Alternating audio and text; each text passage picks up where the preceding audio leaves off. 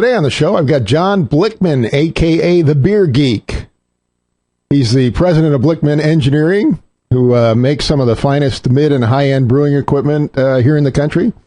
And his company's website is at Blichmann Engineering. That's with two N's and a CH. John, it's great to have you on the show.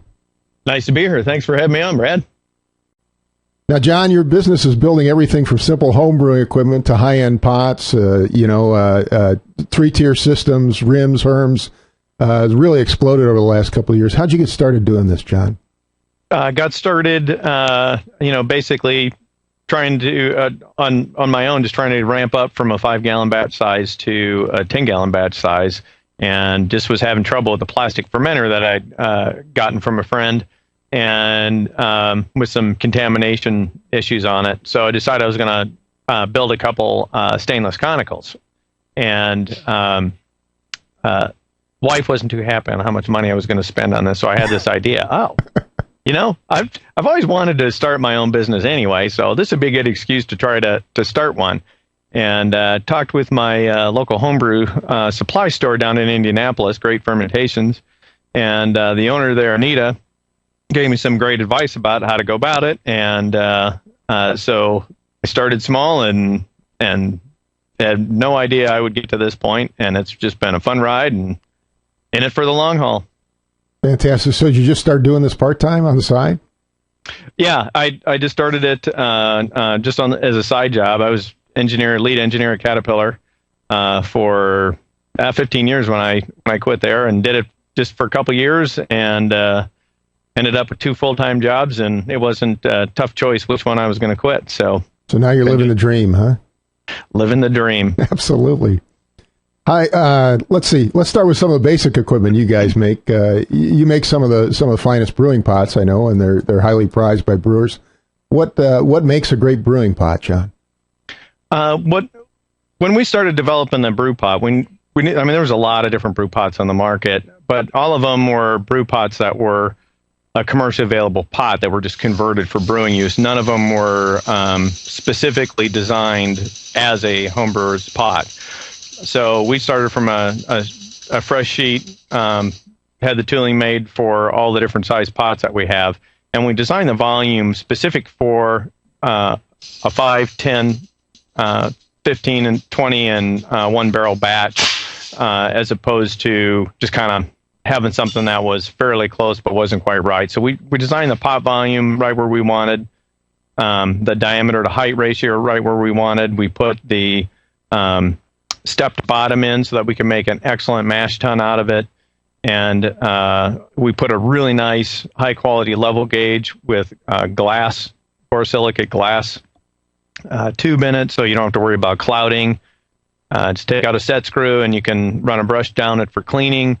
A thermometer with a tilting head on it so that you can monitor the temperatures without having to bend over or get on a stool to read. Just things like that really made it a specific brew pot. Yet another one was just the dip tube that snaps in as opposed to having to use tools. So that was really what we did that set us apart and why it's such a popular product. Fantastic. You also make beautiful stainless steel conicals, and you mentioned that you got started creating a conical. What are some of the advantages of using a conical fermenter, and how'd you get started doing that? Couple obvious advantages are when it comes to racking to secondary, it's as simple as opening a valve and you can dump the yeast and troop. That also allows you to harvest the yeast, which is a fantastic thing, especially if you're a frequent brewer. You can go several generations and save it a lot of money on not having to buy yeast. Plus, you get a ton of yeast, and you can get some great fermentations from having an adequate amount of yeast. The other thing is being able to take samples off the racking port to check specific gravities, get taste samples. That's another great feature, and you can then rack the beer out of the fermenter, and you just rotate that till you hit the yeast cake and back it up a smidge, and you can transfer clear beer right to your kegs or a bottling bucket. And the stainless is then, the lid comes off, super easy to clean out. And obviously over glass, it's a lot safer. You don't have to worry about breaking it. And if you're a big batch brewer, do 10 to 20 gallon batches, you just have one piece of equipment to clean, which is nice. Now you make some great gravity-fed brew stands as well. The brew tree type stands. Yes. What do you think? What do you think about those? What are some of the advantages of using a gravity-fed system like that? The thing that's nice about gravity is it's free and extremely reliable. So it's no wonder that the 3-tier gravity systems are so popular. You essentially can fill your pots on the top tiers with the hot liquor tank and or your mash tun, depending if you're using a cooler for a mash tun. But you can just fill those with cold water, heat them up, and you're not having to lift and move pots of hot water. And you also don't need a pump. Pumps are very handy. I use a pump on my top tier stand, but the nice thing with the gravity systems is being able to do that without even having electricity available if you want to brew outside. Now, John, since most of your stuff is done in stainless steel, how do you go about cleaning the stainless steel? What's the best way to do that? Stainless is an awful darn durable material. I essentially just recommend using a Scotch-Brite pad because most of the soils from brewing are pretty tough, and it just takes a while to clean it with a sponge. So you're really not going to hurt it using a Scotch-Brite pad. You just let it dry, and that chromium dioxide layer will instantly reform, and you're good to go. As far as if you get some stubborn soils, a powder brewery wash is great for that. If you get particularly in fermenters, you'll sometimes get water salt deposits, beer stone, and acids are pretty good for that. Star sand, which is obviously a great sanitizer, also will help dissolve some of those deposits. Organic deposits are best with PBW. And if you got something that's really just not wanting to let go, Barkeeper's Friend will remove virtually anything. So that's oxalic acid, and again, you just rinse that off, and that layer will reform. Great stuff. Now, one of your very popular products that I like is something called the beer gun. Yes, the beer gun. The beer gun, which is a bottle filler used to fill bottles from kegs, and I use it for competition and things because it's very convenient to be able to fill those bottles. I primarily keg now. Mm-hmm. Now I use the old counter pressure bottle filler with 3 or 4 different valves on it, and it's like a 3-step process to fill a bottle. It was a pain in the butt, but really impressed with the 3 hands. Yeah, I needed 3 hands exactly to make it work. Can you tell us a little about the beer gun and how that came about, and sort of what the advantages of it are? I mean, it's just a fantastic little device. Yeah, that one was helped by my wife as well, with her line, "If you spray beer on the ceiling one more time, I'm going to kill you." So that's when I went to work. I forget, this is a far more complicated process than what it really needs to be. It's got to be a simpler way to do this, and so I just basically concepted the beer gun by just breaking down what's the game plan. The game plan is to get beer into the bottle without carbonate or without loss of carbonation or foaming, and without oxidation. And counter pressure is one way to do that. And what we decided to do was do what we call a quiescent fill. Is you eliminate any sharp turns, 90 degrees, throttling valves, all that. And so we use a long length of hose to gradually drop the pressure from keg pressure down to atmospheric pressure in the bottle. And we don't have any throttling valves, quick acting on-off valve, and that allows the bottle to fill without foaming. And then we have a CO2 purge feature, so it just kind of looks like a little handheld gun. So you push one button for the CO2, and then you push the other button, pull the trigger for beer, and it fills up. And then when you withdraw the stem, that gives you the perfect bottle fill. You give it a little blast of CO2 to clear the headspace, and cap.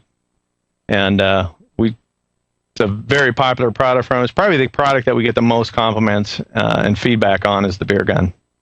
So I'm just thrilled that my wife is no longer mad at me for spraying beer on the ceiling, and also thrilled I can help a lot of the homebrewers out there bottle those beers a lot more pleasantly. It's a great product. I used to have the same problem. I would literally cover the entire floor with papers when I tried to use my counter pressure bottle filler. It never worked quite the way I wanted to. So thank you. And the other thing that's nice is it's so fast to set up and it's so easy to clean. If I just want to, bottle a 6-pack to, send a friend or something, I don't feel like, I got to set all that crap up and go through this whole thing. It's easy enough just to throw it in there and set it out. So yeah. Now, John, what sets the Top Tier apart from other stands? Really, the main thing that sets it apart is the modularity of the product. I started just like about every other brewer, extract on the stove until I boiled over a couple times, got booted. And the nice thing about the modularity is you can change the system as your brewing process changes, as you add pieces of equipment, increase or decrease your batch size. You can just move those tiers around however you want. If you want to use coolers, you can use the shelves. If you want to use heated mash tuns, you can add the burner tiers. And then, of course, there's the top tier burners that we've got tuned.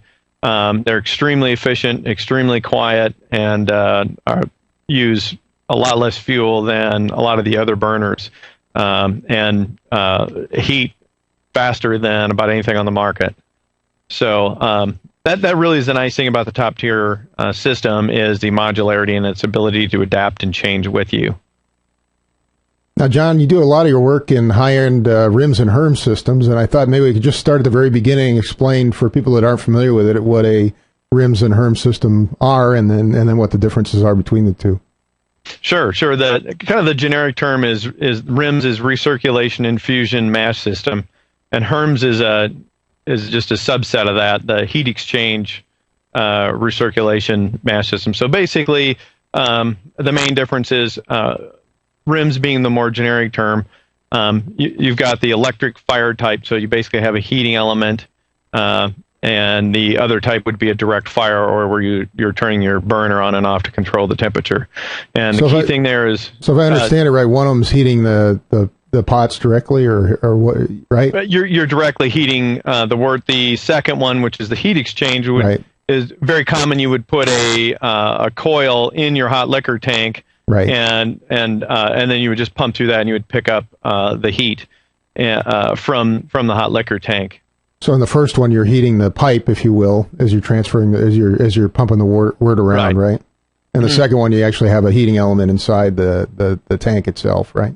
Right. Some people will put a heating element in the tank. Usually what it is it's a tube that has a heating element in it, and then you're pumping. That's the recirculation part. So you draw wort off the bottom of the pot, pump it through your heating system, and then back to the top of the pot. And you have a temperature sensor in the system as the feedback loop. And then that turns that heating element on and off. Or in the case of our new system, the Tower of Power, we turn the burner on and off. So some of the advantages of a system like this over a gravity-fed system, obviously temperature control is probably one of them. Yeah, the main reason for this is temperature control and repeatability. It just kind of takes the manual part out of it. And the gas-fired and the electric rim systems are generally a lot easier and less complicated to put together. With the Herms systems, they can be more complicated to plumb, and they can also be a little unstable and sometimes slower to respond depending on how you tune the system. Our new Tower of Power system works with anybody's burner. Again, we try to make this modular. So it's got a couple of modular controls, one or two controls. If you want to control your hot liquor and your mash tun, you can buy 2 controllers. We also sell a stand that you can put this on that has a flow meter and a pump, and will support the controllers at a nice, comfortable level. And very portable, very adaptable, and if you want to add another module on, you can very easily do that.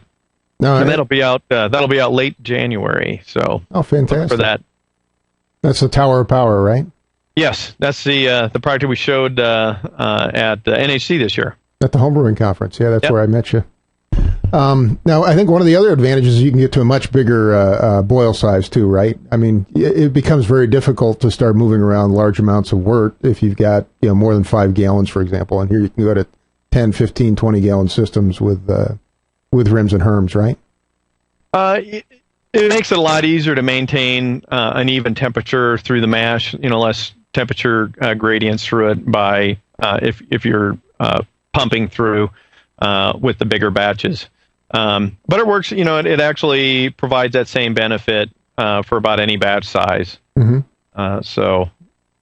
Well, now the two key elements you need when going to a rims or Herm system, obviously, is you need a pump and you need a controller. So let's talk about pumps first. What do you look for in a high-end brewing pump? Ideally, you really should be using a centrifugal pump. Mostly because if you try to use like a diaphragm pump or a vane type pump, a positive displacement pump, and you shut a valve off somewhere, you can blow a hose. They also tend to have pulsations with them that can tend to compact your mash. I know Little Giant makes these. Typically, what's used are magnetic drive pumps. There's March and there's Little Giant. There's just a slug of them out there. Probably the most popular is the March 809, or you can get one with just a slightly bigger impeller. That's their 815. The only drawback with those is they can be a little more finicky to vent the air out of to get the prime going. So you need to mount those below the pot that you're drawing out of, and just make sure that your hoses and everything are completely empty before you start filling the pump. If there's liquid down line, sometimes you can have trouble getting that vented properly. Now, what about controllers? I know you make a number of different controllers. Can you talk for a minute about what you look for in a good controller for a rims Herm system? Yeah, that's when we made our selection. It really boiled down to accuracy and precision.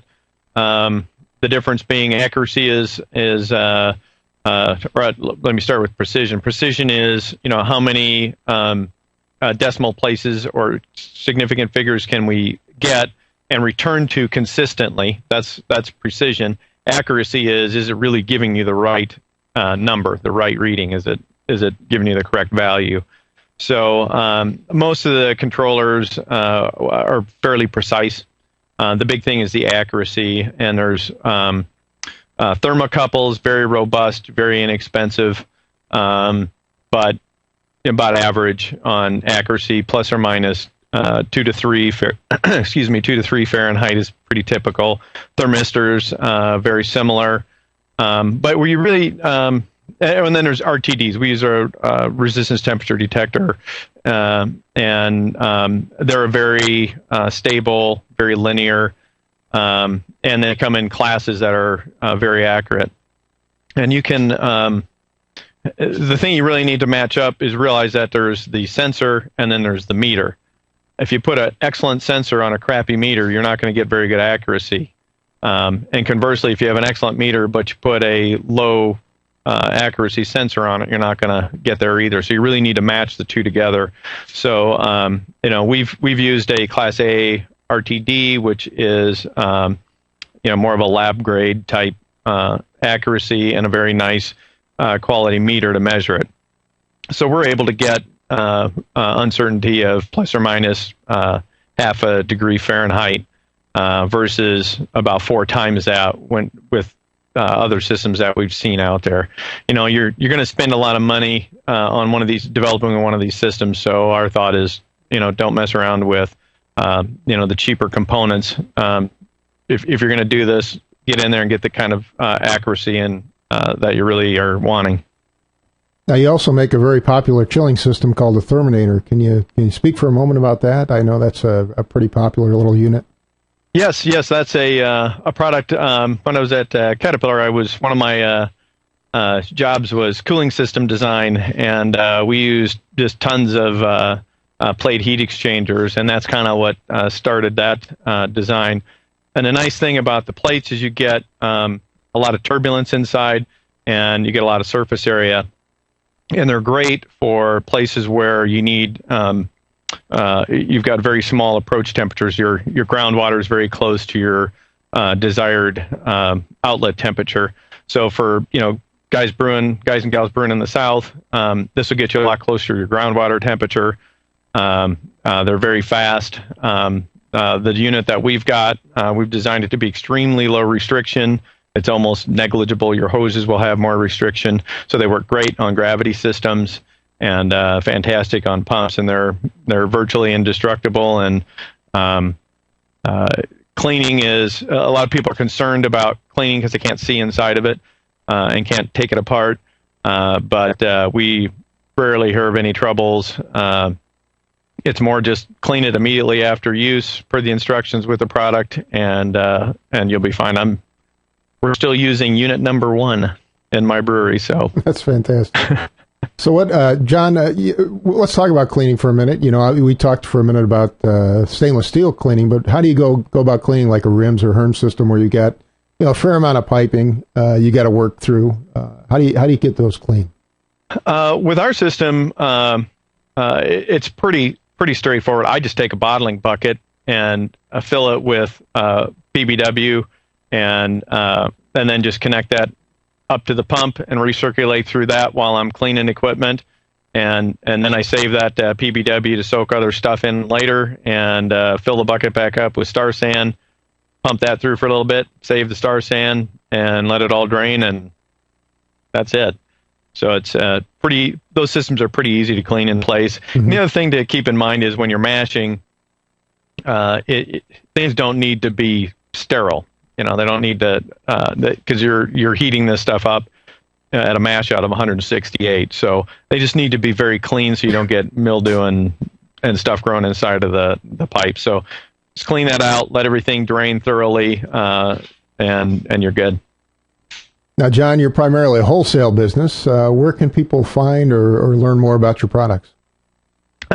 We are, if you can go onto our webpage, we've got a where to buy section, and you can click on your state in the map, and it'll tell you exactly what retailers we have that are set up next year. I got my start from a local homebrew store that took me through the whole process, and I very much believe in supporting your local homebrew store. They're the people that are getting new brewers into the hobby, and the more brewers we have, the more choices we're going to have, the more products.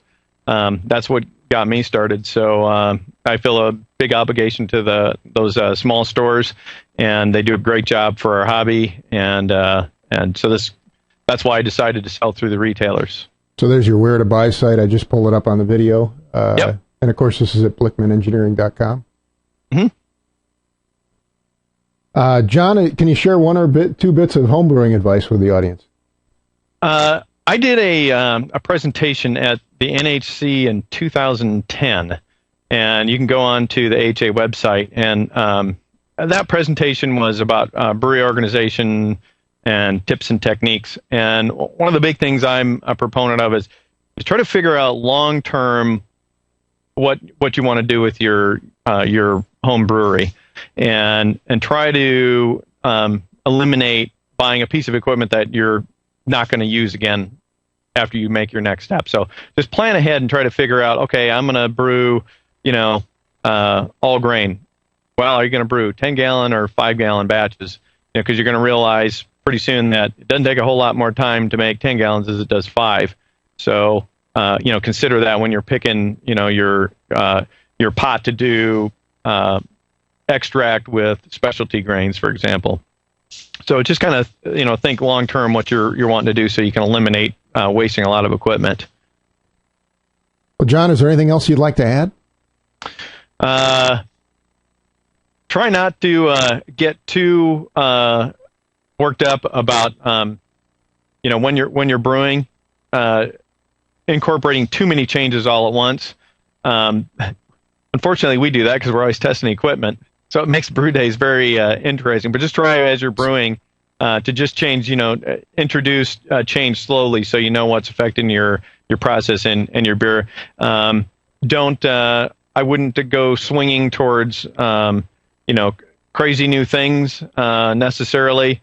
But I would definitely encourage you to to just be open to trying new techniques, new equipment, and new processes. Well, John, thank you so much for being on the show. I really appreciate it. It's been glad to be here. It's been fantastic having you. It's been good. We'll have to do this again soon. Yeah, keep up all the good work out there too. You built some amazing equipment. I really appreciate it. Well, it's been a lot of fun. It's been a fun ride the past 10 years, and we're going to keep going at it. I got a great team of people packing orders for everybody and developing product, and they all put their heart and soul in it. So I really appreciate you doing this during the Christmas season too. I know how crazy it is. This time of year is sort of the peak. Most for those of you who aren't in the beer business, it's the winter time is definitely peak season.